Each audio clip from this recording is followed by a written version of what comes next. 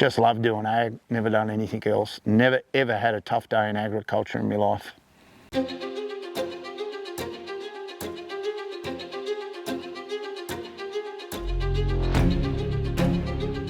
Joe and Nigel both, they look after their clients. There's no give and take, it's give from the Kerin family, and they're renowned for it.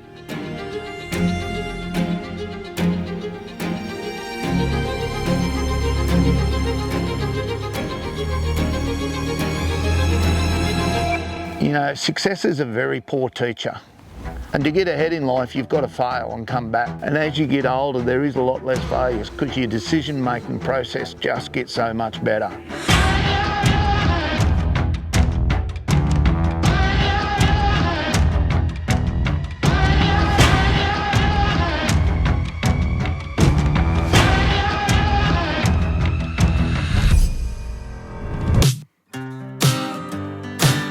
G'day, I'm Joe Kerin and this is my beautiful fiancée Caitlin, and our little 4.5-month-old boy Archer.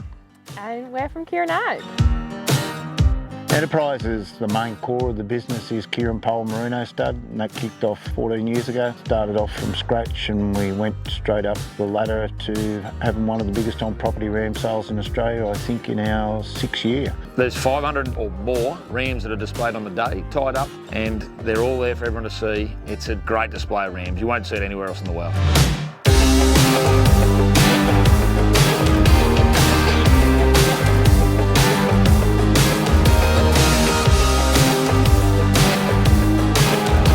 They're like peas in a pod, and that's because we created a phenotype 10 years ago.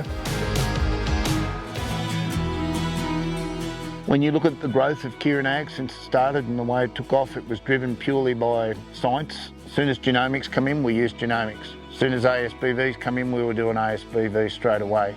All I had to do was fix up what was the negatives of merino, and that was fertility, which we already had. We've had a highly fertile flock for 25 years. And to fix up growth, we just had to start measuring that and then breeding towards that, which we used a lot of ET in the early days and massive AI programs.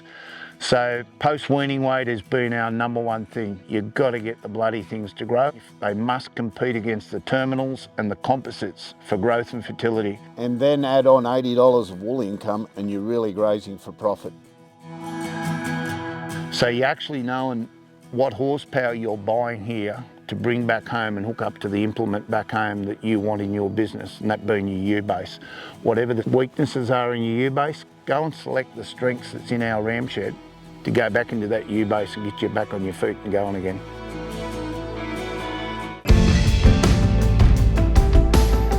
In the last 14 months, we've just introduced a Wagyu seed stock business as another enterprise. We've got 2 embryo implants of calves on the ground.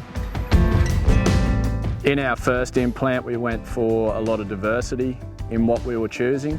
And in our second implant, we started to really choose animals that were going to push high-valued data. What I love about Wagyu, everything they do is about genomics, EBVs and carcass data.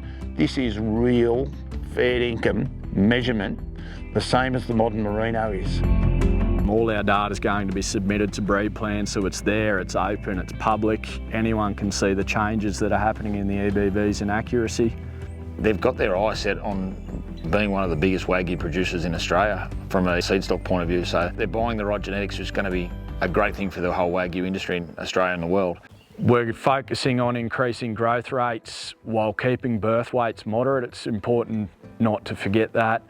But we're also making sure that a Wagyu still does what a Wagyu does best, which is deliver that high marbled and really unforgettable eating experience.